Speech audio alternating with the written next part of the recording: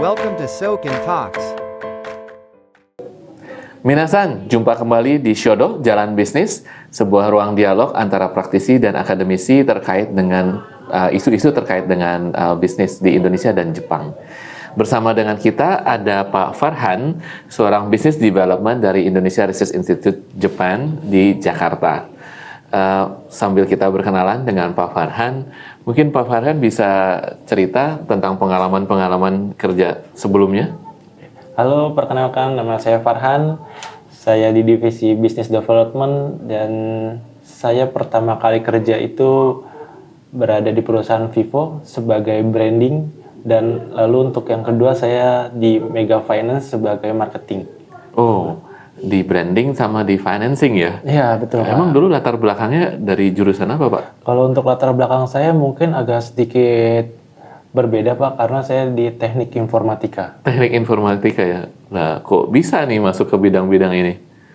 Sebenarnya karena memang saya pengen lebih mencoba hal-hal baru sih, Pak. Jadi kayak bukan hanya dari jurusan saya doang yang saya tahu, tapi saya ingin mencoba dunia baru, hal baru, pelajaran baru. Oke. Makanya saya pengen mencoba semua hal yang ada di dunia ini sih, Pak. Baik, Pak Farhan. Kan rasanya berapa bulan lalu ya pertama kali ketemu dengan Pak Farhan, baru pindah dari tempat lain. Dari saat itu sampai sekarang sudah mengerjakan proyek apa saja nih? Mungkin bisa cerita.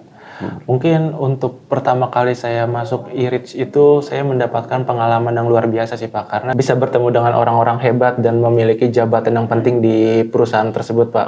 Seperti yang waktu itu kita bertemu di malam hari, Pak. Iya. Itu saya cerita kalau saya habis meeting dengan Garuda dan saya di situ bisa melihat gimana proses meeting dengan CEO Garuda terkait kerjasama yang akan dilakukan. Langsung ya, face to face. Iya, Pak. Oke. Itu pengalaman pertama ya, hari-hari pertama langsung ketemu di situ tuh. Iya, betul, Pak. Oke. Itu menarik, exciting atau malah jadi gugup nih kalau Pertama sih saya menarik, Pak, exciting, tapi juga gugup juga karena saya belum pernah bertemu dan meeting dengan langsung CEO-nya tersebut begitu, Pak. Oke. Semenjak saat itu kan sudah terekspos dengan beberapa proyek ya, eksplorasi, terus juga mulai lebih punya kesempatan buat in charge juga di beberapa proyek. Paling jauh sampai di daerah mana nih? Kalau untuk perjalanan selama saya di e-Reach itu saya pernah ke Bandung, Bali, Klaten, sudah. Udah banyak ya kemana-mana ya, terus sampai di proyek kota-kota lain juga. Nah, dari banyak proyek itu, proyek mana nih yang paling seru ya, yang paling intens Pak Farhan? Kalau yang paling seru sih mungkin Bali dan Parung ya, Pak, karena itu benar-benar pure untuk mengecek progres proyek di sana gitu, Pak. Oke, sekarang jadi mandor proyek juga. Bisa jadi, bisa project jadi. manager ya. Oke. Baik, banyak proyek yang sudah dialami ya Pak Farhan. Apakah peran utama itu lebih banyak untuk managing project ya berarti? Ya, betul, Managing Pak. project, termasuk juga project-project yang terkait dengan constructions ya, lately lebih banyak di sana. Betul, Pak. Bisa ceritain sedikit nggak soal bisnis prosesnya, apa aja sih yang dilakukan gitu, tahap demi tahap? Progres yang pertama kali dibuat itu harus pembuatan timeline ya, Pak, karena timeline tersebut akan menjadi acuan dan patokan kita untuk melakukan sudah sampai mana progres pengerjaan konstruksi itu sudah berjalan begitu sih, Pak. Oke, timeline ya. Kan kalau sebagai project manager paling nggak 3 yang manage ya. Waktu, kualitas, sama budget gitu ya. Iya, betul, semua Pak. harus masuk tuh. Harus masuk semua, Pak. Kalau enggak dikejar project manajernya nanti ya. Oke, akhir-akhir ini kan banyak project juga di Parung ya. Iya, di betul, Parung. Itu project apa sih mungkin in general? Kalau untuk yang di Parung itu kita lagi sedang pembuatan driving school, Pak, dan LPK-nya juga. Driving school. Betul. Oke. Driving school itu sendiri kita memiliki lahan yang ada di Jalan Raya Parung, Pak, di Oke. Gunung Sindur. Oke. Di Gunung Sindur itu berarti kan ada fasilitas untuk orang belajar mengemudi begitu ya? Betul, Pak. Ini standar Jepang, standar Indonesia? Untuk standarnya kita mengikuti standar Jepang, Pak, karena untuk proses pengiriman tenaga kerjanya itu akan dikirim ke Jepang, Pak. Jadi kita harus mengikuti track yang ada di Jepang juga, Pak. Tapi untuk perizinan dan lain-lainnya itu mengikuti proses yang ada di Indonesia, Pak. Oke, berarti ini adalah orang-orang Indonesia yang ingin menjadi pekerja migran di Jepang sebagai driver ya? Betul. Drivernya driver apa aja ya? Bisa driver taksi, driver truk, gitu Pak. Oh oke, truk juga ya? Betul Pak. Oke, jadi di sirkuit itu mereka belajarlah mengemudi ya, sesuai dengan standarnya di sana. Betul Pak. Oke. Untuk proyek yang di Parung ini, itu ada proyek apa aja yang sedang berjalan di sana? Kalau untuk proyek yang sedang berjalan itu kita sedang melakukan renovasi konstruksi untuk LPK-nya Pak, dan lalu untuk pembuatan sirkuit untuk driving school-nya Pak. Oke. Ini yang mempersiapkan jadi driver di Jepang tadi ya? Betul Pak. Saya penasaran nih soal pembangunan sirkuit. Ini kan baru ya, saya juga baru pertama kali mendengarkan. Bisa cerita nggak tentang apa aja challenges-nya ketika membangun sirkuit di sini? Wah itu pertanyaan yang bagus sih Pak. Itu saya juga sangat menyukai itu Pak, karena itu pelajaran baru untuk saya dan ilmu baru untuk saya. Itu prosesnya memang saya belum ketahui, dan saya banyak belajar dari kontraktor, dari senior saya, itu bagaimana menangani proyek ini Pak. Lalu untuk proses pertama yang saya kerjakan itu, pas saya datang ke sana itu emang bentuk lahannya itu tidak bagus dan banyak kerikil besar-besar, dan lalu alang-alang yang tinggi dan rumput yang banyak begitu Pak. Lalu setelah saya diskusi kembali dengan kontraktor untuk proses pertama itu bagaimana gitu. Lalu untuk proses pertama itu kita melakukan pembersihan pada area tanah, dari pembersihan rumput, alang-alang dan kerikil gitu.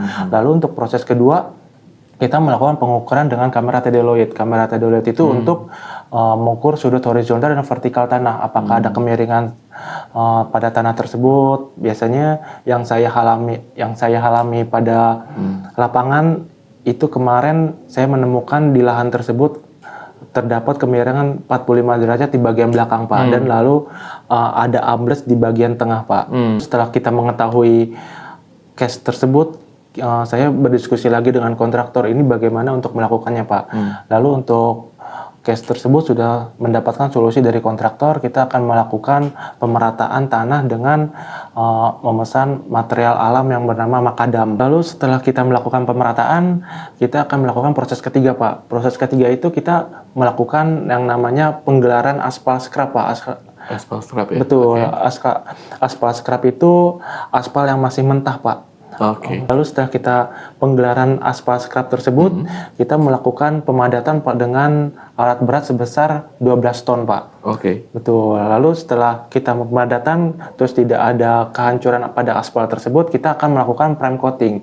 Prime coating itu untuk merekatkan aspal tersebut agar tidak ada pemecahan saat melakukan finishing pada aspal hot mix Pak. Lalu untuk proses terakhir itu akan dilakukan penggelaran aspal hot mix Pak. Nah, aspal hot mix itu yang biasa digunakan pada jalan raya Pak.